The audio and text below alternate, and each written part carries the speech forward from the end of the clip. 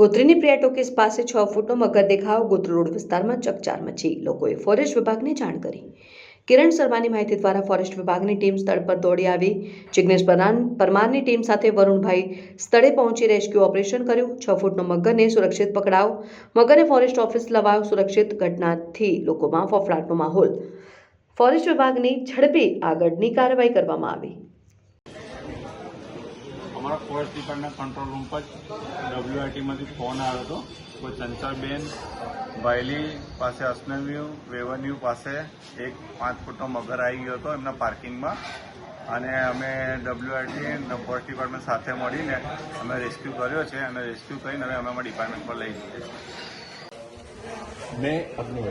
मैं कालीचरण अग्निहोत्री पश्चिमी revenue near प्रिया cinema चौकड़ी के पास सुबह मैं वॉक के लिए निकला. मैंने देखा गाड़ी के नीचे मगरमच्छ है 5 फुट का. फिर मैंने फॉरेस्ट टीम को और वाइल्ड रेस्क्यू टीम को कॉल किया. उन लोग इमीडिएटली आए, रेस्क्यू किया और उसको लिया है और अभी लेके जा